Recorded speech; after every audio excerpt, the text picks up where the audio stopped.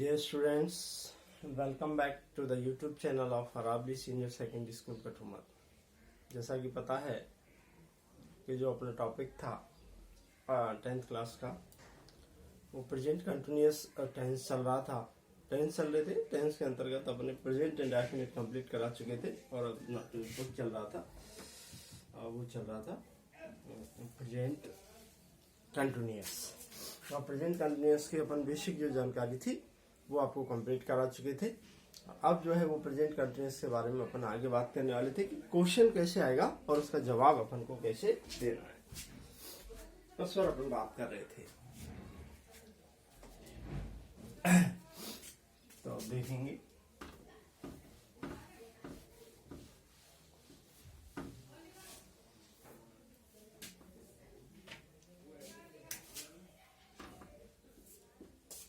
use of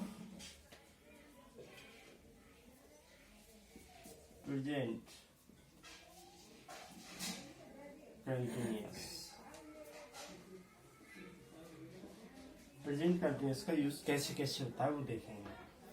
तो number 1 सबसे पहली जो बात है वो प्रेजेंट कंटिन्यूअस टेंस के अंतर्गत वो ये है कि जो प्रेजेंट कंटिन्यूअस टेंस है उसके लिए एडवर्ब कौन कौन सी यूज होती हैं। एडवर्ब जो उसके लिए यूज होंगी, देखो नाउ,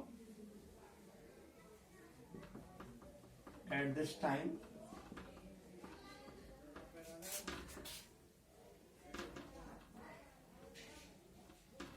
these days,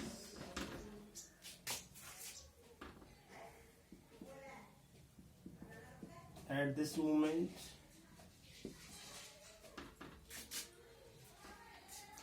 ये जो एडवर्ब है इन एडवर्ब के साथ में हमेशा प्रेजेंट कंटिन्यूअस का ही यूज होता है। किसका यूज होता है? प्रेजेंट कंटिन्यूअस का। कैसे होता है?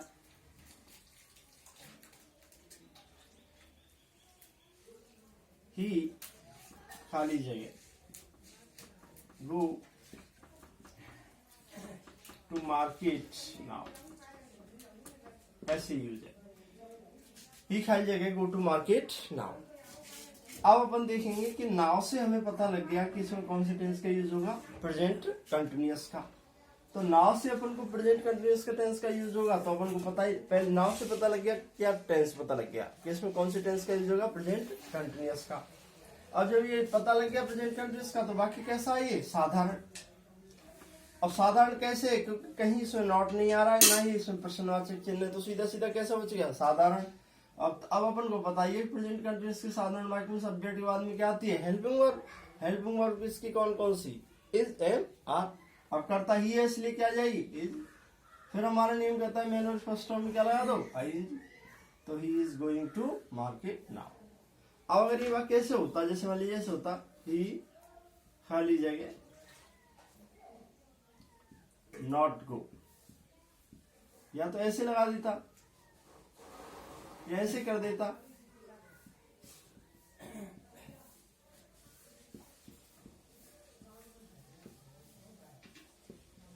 ऐसे कर देता तो भी अपन को क्या, अब क्या करना है, अब अपन को ये देखना है कि नाउ से तो पता लग गया कौन से टेंस का वाक्य, प्रेजेंट कंटिन्यूअस का। और दूसरा पता चल गया कि क्या लगा हुआ है इसमें, नॉट, इसका मतलब नकारात्मक है। तो अपन ध्यान करेंगे कि प्रेजेंट कंटिन्यूअस के नकारात्मक वाक्य में सब्जेक्ट के तुरंत बाद हेल्पिंग वर्ब आती है, तो हेल्पिंग वर्ब आ गई इज, उसके बाद नॉट आता है, फिर मेन वर्ब फर्स्ट फॉर्म में क्या आती है, आईएनजी आती है। तो he is not going to market now, ऐसे आ सकता है। ये बात कैसे नहीं होता, अगर नॉट को अंदर भी दे सकता था तो अभी अपन को कोई दिक्कत नहीं थी। तो इस तरीके से अपन इसको करेंगे।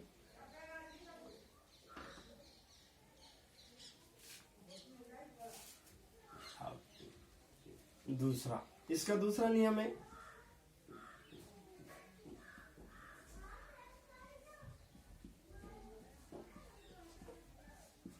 जब बोलते समय या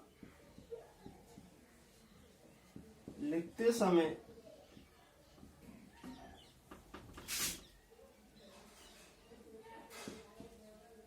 कोई कार्य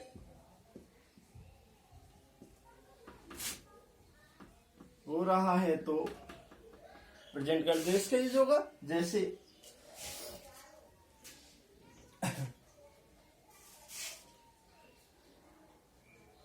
दिस टाइम या at this time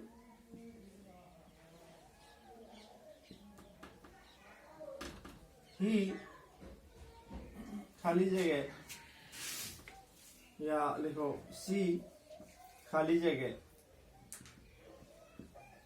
cook food for her family.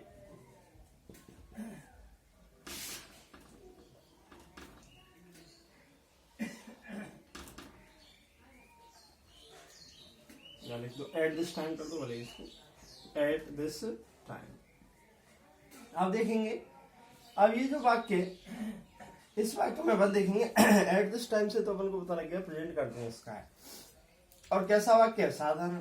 तुरंत ध्यान देंगे कि प्रेजेंट कंटिन्यूअस के साधारण वाक्य में सब्जेक्ट के बाद क्या आती है? Helping verb. हेल्पिंग वर्ब क्या आ जाएगी इसके साथ? और उसके बाद मेन वर्ब की first form. Main verb first form में क्या लगाते हैं? आईएनजी। तो this time, at this time she is cooking food for her family. इस तरीके से हो जाएगा। आएगी नहीं बात समझ? तो इस तरीके से अपन को इसका यूज करना। अब यहाँ मतलब ये है एट दिस टाइम से भी पता लग रहा है हालांकि, लेकिन दूसरा ये है कि अभी इस समय जब अपन बात कर रहे हैं उस समय ये क्रिया हो रही है, इसलिए कौन से टेंस का यूज हो गया? प्रेजेंट कंटिन्यूअस का यूज हो गया। और देखिए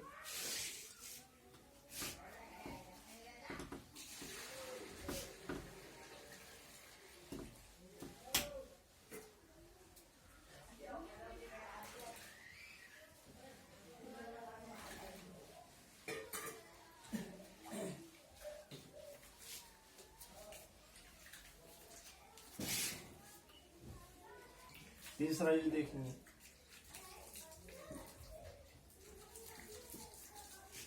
मतलब ये है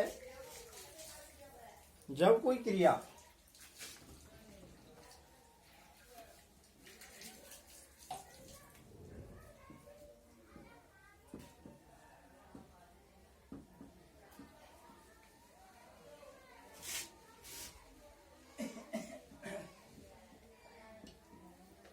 नियमित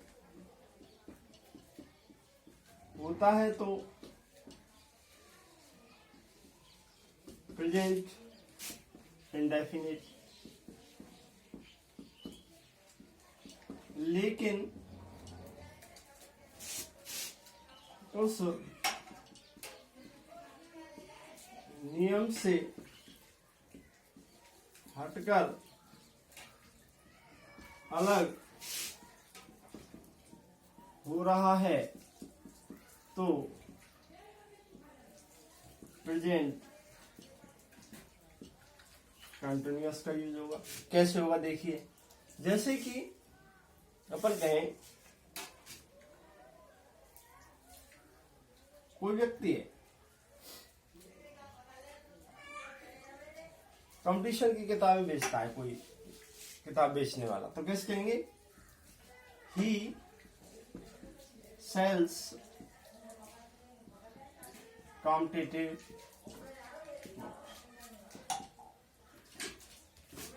he sells competitive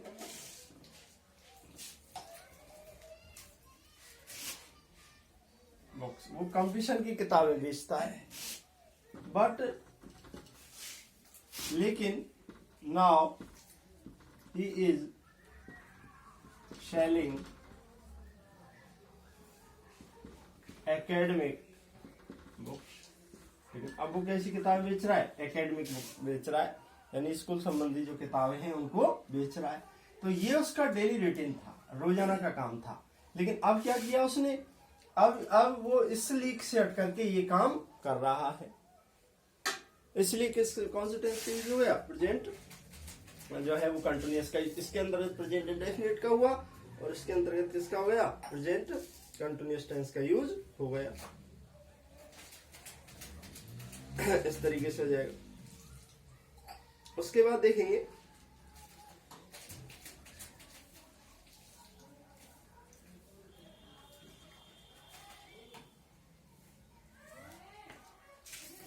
जैसे, और देखिए जैसे market of Bharatpur close on Tuesday, कि भरतपुर का मार्केट जो है वो मंगलवार को बंद रहता है, but now it is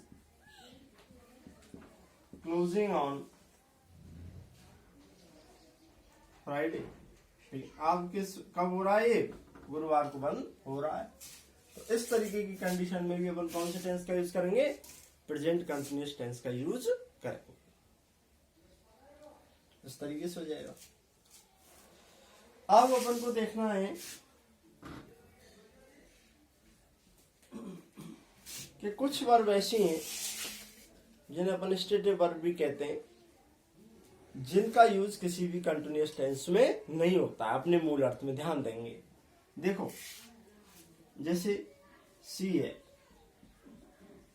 feel है, हेयर है, स्मेल है, लव है, हेट है,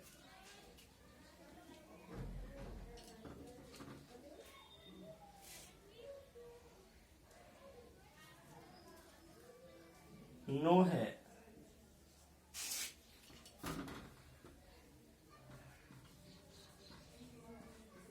अंडरस्टैंड है,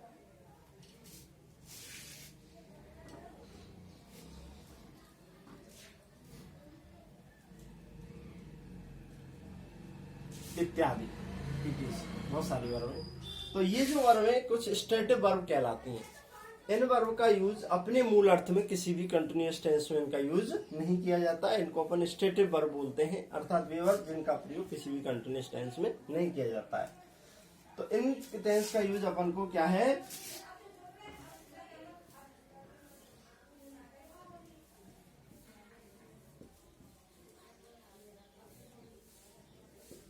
इन वर्ब्स का यूज कंटिन्यूअस में ना होकर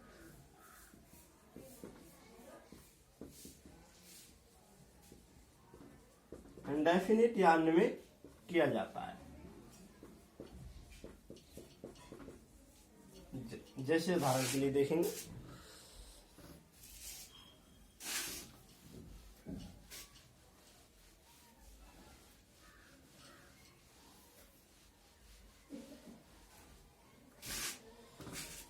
जैसे मूल अर्थ में नहीं होगा, दूसरे अर्थ में हो सकता है।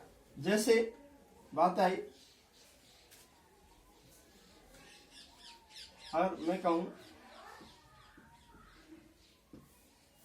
मैं पेड़ पर एक पक्षी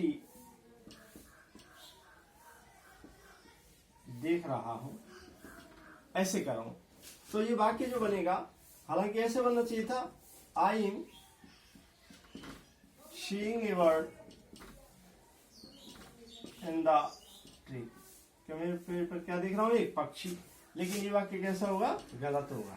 कैसे बनाना पड़ेगा ये, I see a bird in the tree, I see a bird in the tree, यानी मैं पेड़ पर क्या देख रहा हूं, एक पक्षी देख रहा हूं, या मुझे पेड़ पर एक पक्षी दिखाई दे रहा है।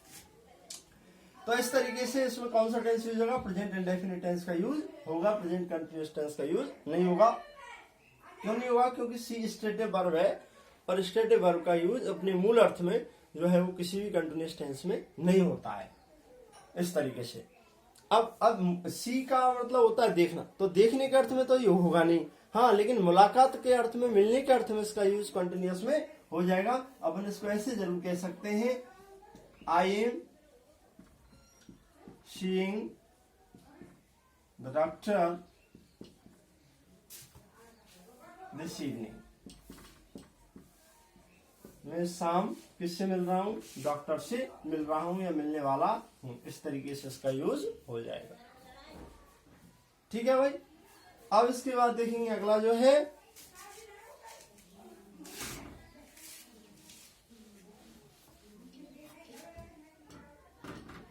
अगला है नियर फ्यूचर। यानी निकट भविष्य में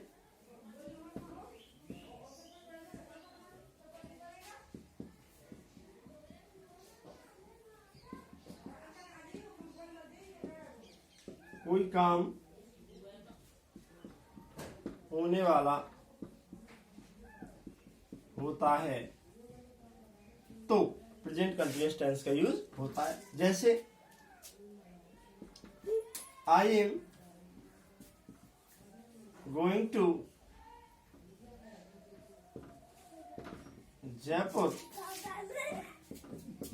नेक्स्ट डे, मैं अगले दिन कहा जाने वाला हूँ, जयपुर जाने वाला हूँ। अभी जाने वाला हूँ के अर्थ में ये क्या है, गोइंग टू का यूज हुआ।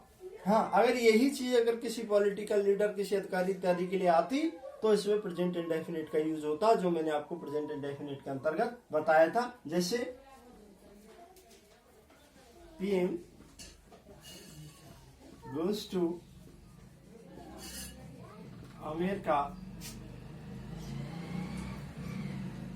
नेक्स्ट वीक, पीएम कहाँ जाने वाले हैं, अमेरिका जाने वाले हैं, कब, अगले सप्ताह। तो इसमें क्या होगा, प्रेजेंट इंडेफिनिट का यूज होगा, क्योंकि कोई फिक्स शेड्यूल हो, कोई फिक्स प्रोग्राम हो, विशेष रूप से पॉलिटिकल लीडर्स की यात्रा वगैरह जो है वो किसके टेंस में होती है, प्रेजेंट इंडेफिनिट टेंस के अंतर्गत ही होती है। तो इस तरीके से इसका क्या होगा, प्रेजेंट कंटिन्यूअस टेंस का यूज होगा। तो ये 5 रूल्स हमने इसके अंतर्गत आपको बताए हैं। अब जैसे देखिए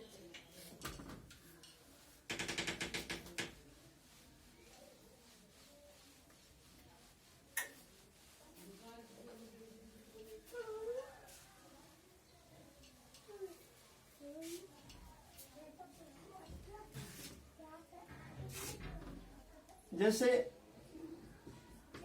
ऑलवेज है, ऑलवेज ना, हमेशा। हालांकि ये जो ऑलवेज है वो प्रेजेंट इंडेफिनिट की क्या है, एडवर्ब है, लेकिन इसका यूज प्रेजेंट कंटिन्यूअस में भी किया जाता है। कैसे किया जाता है वो देखेंगे। यानी कि पॉजिटिव सेंस में तो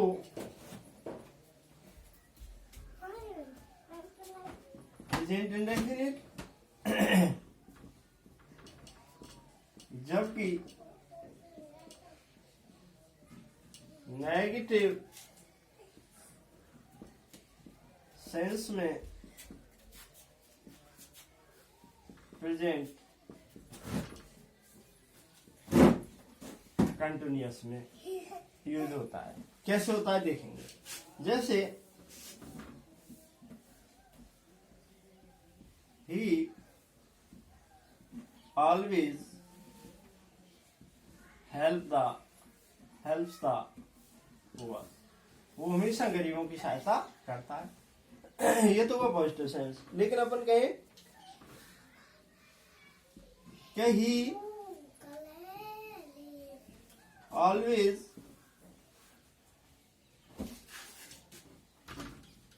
he is always complaining to higher authorities, वो हमेशा उच्च अधिकारियों से क्या करता रहता है, शिकायत करता रहता है। अब जैसे कहें अगेंस्ट मी, मान लीजिए ऐसे, वो मेरे खिलाफ हमेशा उच्च अधिकारियों से शिकायत करता रहता है। अब ये कैसा सेंस हो गया, नेगेटिव सेंस हो गया, अब विशेष रूप से कंप्लेन वगैरह। तो इसके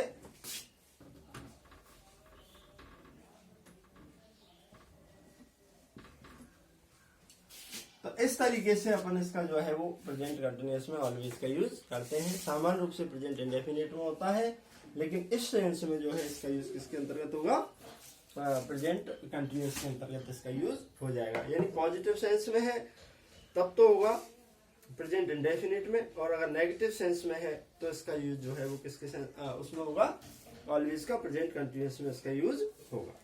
तो इस तरीके से ये जो है वो कौन सा टेंस होता है यहाँ पे, प्रेजेंट कंटिन्यूअस टेंस का यूज यहाँ पर अपन पढ़ चुके हैं। अब अपन अगले नेक्स्ट टेंस पढ़ेंगे। अब आएगा प्रेजेंट परफेक्ट टेंस। और विशेष रूप से ध्यान रखना, आपको जो है, हालांकि ये चीजें आ सकती हैं, लेकिन विशेष रूप से जो आएगा वो एडवर्ब के हिसाब से आएगा। Now, at this time, at this moment, now it is, in this days, और इस तरीके के जो है टुडे, टुडे, इस तरीके के जो वाक्य, ऐसे टुडे और जोड़ लेना। तो इस तरीके की जो एडवर्ब आएंगे उसमें आपको क्या है, प्रेजेंट कंटिन्यूअस का यूज होगा। इस तरीके के जो वर्ड्स हैं उस पर अपन को फोकस करना है। विशेष रूप से ऐसा ही आएगा और ज्यादा से कोई दिक्कत आने वाली बात नहीं है। क्वेश्चन ऐसा ही आता है, उन्हीं में से आ जाएगा एडवर्ब में से, ज्यादा सोचने की आवश्यकता नहीं है। पर अपन करा रहे हैं इसलिए अपन को सारी बातें बतानी पड़ती हैं, तो थोड़ा ध्यान रखना। बाकी जो एडवर्ब मैंने बताई है कि ये एडवर्ब आती है उसमें टुडे और जोड़ लेना, तो वो उनके आधार पर ही क्वेश्चन आएगा और उन्हीं के आधार पर आपको सॉल्व करना होगा। अब देखेंगे प्रेजेंट परफेक्ट।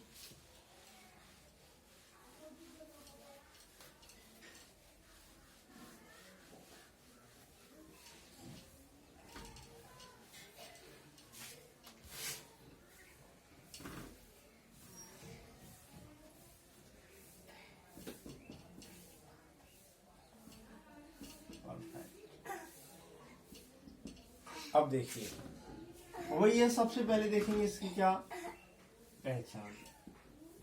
अब आपको पता है हिंदी में तो इसकी पहचान क्या है, वही है जिन हिंदी वाक्यों के अंत में चुका है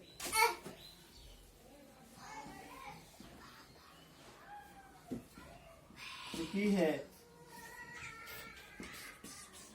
चुके हैं आदि शब्द आते हैं, तो वे वाक्य कौन से होते हैं? वे वाक्य प्रेजेंट परफेक्ट टेंस के होते हैं। ध्यान देंगे कौन कौन से, जिन हिंदी वाक्यों के अंत में चुका है, चुकी है, चुके हैं आदि शब्द आते हैं, वे वाक्य प्रेजेंट परफेक्ट टेंस के होते हैं। पर ध्यान रखना, मतलब बात ऐसे है, ये समझ में इस तरीके से आना चाहिए, प्रेजेंट माने वर्तमान में और परफेक्ट मीन्स पूर्ण हो चुका है। जब किसी कार्य का वर्तमान काल में पूरा होना पाया जाता है वहां पर प्रेजेंट परफेक्ट टेंस होता है। इससे मतलब ही नहीं, जैसे मान लीजिए वो खाना खा चुका है, ये भी प्रेजेंट परफेक्ट है, या उसने खाना खा लिया है, ये भी क्या है, प्रेजेंट परफेक्ट है। तो मतलब प्रेजेंट परफेक्ट से नहीं कि चुका है, चुकी है, यानी कि मतलब कहने का अभिप्राय ये है, प्रेजेंट मीन्स वर्तमान में और परफेक्ट मीन्स पूर्ण हो चुका है। जब किसी कार्य का वर्तमान काल में पूरा होना पाया जाता है वहां पर प्रेजेंट परफेक्ट टेंस होता है। ये ध्यान रखने वाली बात है अपन को, ठीक है भाई। इसके बाद देखेंगे इसकी हेल्पिंग वर्ब। इसकी हेल्पिंग वर्ब कौन कौन सी हैं? एक तो है हैज और एक है हैव। तो देखिए, ही, सी, इट या कोई नाम, हु तो हैज और आई, वी, यू या फिर दे हो तो किसका यूज होगा? हैव का यूज होगा।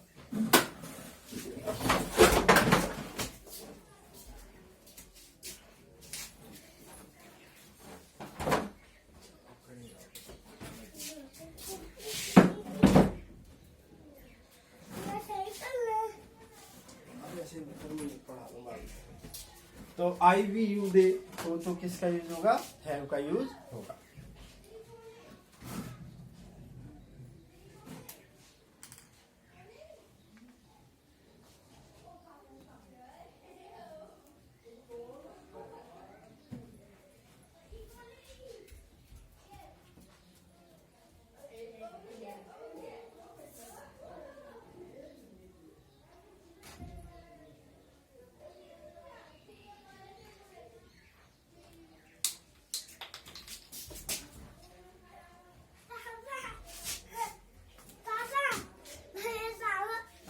पेंट ले जाओ, जाओ नीचे। पापा मैं तो पहला मैं पढ़ाऊंगा। हाँ बाकी तो ही शीट या कोई नाम होता है और आई वी यूज दे हो तो हैव का यूज किया जाता है। अब देखेंगे इसके साधारण वाक्य बनाने का फॉर्मूला क्या होता है। तो सबसे पहले लगाओ सब्जेक्ट, सब्जेक्ट के बाद हेल्पिंग वर्ब, हेल्पिंग वर्ब के बाद में मेन वर्ब की थर्ड फॉर्म, थर्ड फॉर्म के बाद ऑब्जेक्ट और ईटीसी। इस तरीके से यूज होता है। जैसे अपन कहें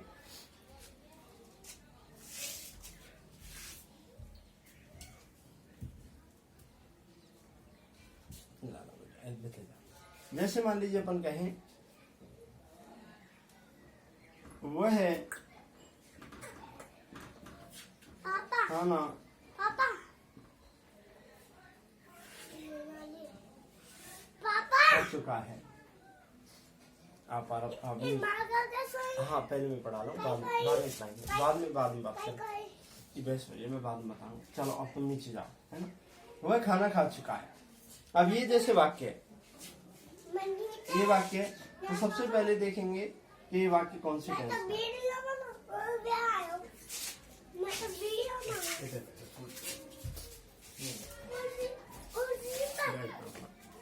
वह खाना खा चुका है, ये कौन से टेंस का वाक्य हो गया, प्रेजेंट परफेक्ट का। अब प्रेजेंट परफेक्ट का देखेंगे कैसा वाक्य है ये, प्रेजेंट परफेक्ट का साधारण वाक्य है। प्रेजेंट परफेक्ट का कैसा वाक्य, साधारण। और दो चीजें तो लग गई, तो मचा रहा ना खत्म यहाँ पेंट कराते ना, मैं चार बैठो यार पेंट करा। प्रेजेंट परफेक्ट का साधारण वाक्य, तो ध्यान देंगे अपन को देखना है कैसे पता लगा प्रेजेंट परफेक्ट का, चुका से पता लग गया प्रेजेंट परफेक्ट का है। उसके बाद देखेंगे वाक्य कैसा है, साधारण। साधारण कैसे पता लगा, ना तो इसमें कहीं नहीं आ रहा है इसलिए तो नकारात्मक नहीं है, ना ही इसमें कहीं कोई प्रश्नवाचक चिन्ह लगा हुआ है इसलिए प्रश्नवाचक चिन्ह नहीं, प्रश्नवाचक वाक्य नहीं, सीधा सीधा कैसा बच गया, साधारण।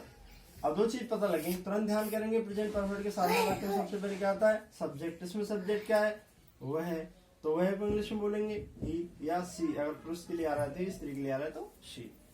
इसके बाद नियम कह रहा है क्या लगा दो, हेल्पिंग वर्ब। हेल्पिंग वर्ब कौन कौन सी है, हैज और हैव। ही सी इट या कोई नाम हो तो हैज, तो यहाँ क्या लगाएंगे, हैज। इसके बाद नियम कहता है क्या लगा दो, मेन वर्ब की थर्ड फॉर्म। मेन वर्ब यहाँ पे खाना है, तो खाने को ईट, ईट वर्ब यूज नहीं करेंगे खाना खाने के लिए, टेक करते हैं, तो टेक टू टेकन। टेक की थर्ड हो गई टेकन, खाना फूड। चलो सब इस तरीके से हो जाएगा। अब वाक्य अगर नकारात्मक हो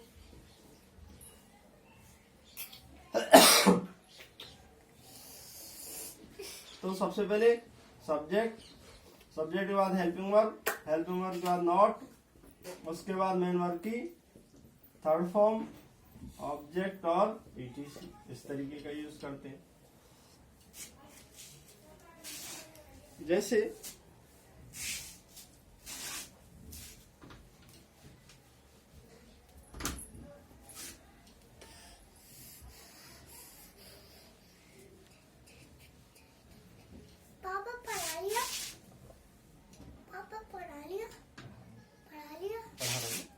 जैसे मामा मैं पढ़ा लूंगा, तो मैं तो पढ़ा लूंगा, उसने पापा यार डायरेक्ट जो लगा लियो। एक मिनट उसने अपना पाठ याद,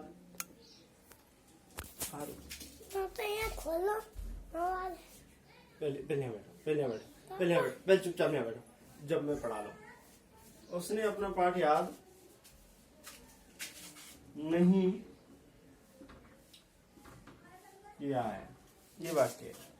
तो ये देखेंगे कौन से टेंस का वाक्य हो गया, प्रेजेंट परफेक्ट का। अब चाहे इसको यूं कह दो उसने अपना पाठ याद नहीं किया है या वो अपना पाठ याद नहीं कर चुका, ऐसे थोड़ी बोला जाता है। बोला तो ऐसे ही जाता है कि उसने अपना पाठ याद नहीं किया है। तो अब इससे अपन को पता लग गया कौन कौन से टेंस का वाक्य हो गया, प्रेजेंट परफेक्ट का। उसके बाद देखेंगे कैसा वाक्य, नकारात्मक किससे पता लगा? नहीं से। अब तुरंत ध्यान करेंगे नकारात्मक वाक्य में सबसे पहले क्या लगाते हैं? सब्जेक्ट। सब्जेक्ट क्या है इसमें? उसने को बोलेंगे ही। स्त्री के लिए होता तो सी है, पुरुष के लिए तो ही। इसके बाद नियम कहता है क्या लगा दो? Helping verb. हेल्पिंग वर्ब इसकी दो है, हैज और है, इसके साथ क्या आ जाएगी? हैज। इसके बाद नियम कहता है क्या लगा दो? नॉट।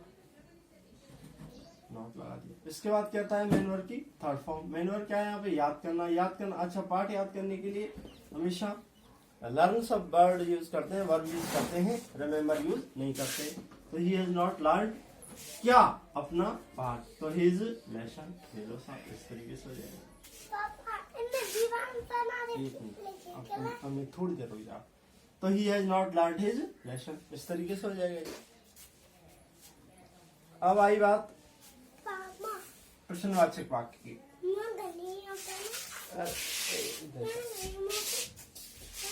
संभालने वाले का ऐसे छोड़ के चले गए। He has not learned his lesson. अब तुम नीचे जाओ थोड़ी, मत लगाओ। तो he has not learned his lesson, इस तरीके से हो जाएगा। ए यार आराम नहीं दिया। अरे आराम ले जा भाई, नहीं दिया तू। ए यार 3 घंटा है के मार मैं कुछ करन दे ना।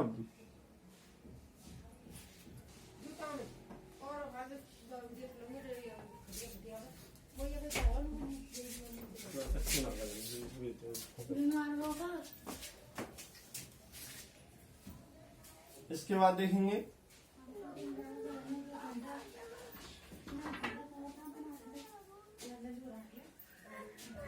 प्रश्नवाचक वाक्य बनाने का। तो प्रश्नवाचक वाक्य में सबसे पहले हेल्पिंग वर्ब। हेल्पिंग वर्ब के बाद सब्जेक्ट। सब्जेक्ट के बाद मेन वर्ब की थर्ड फॉर्म, ऑब्जेक्ट और ईटीसी। इस तरीके से हो जाएगा। क्या तुमने अपना कार्य पूरा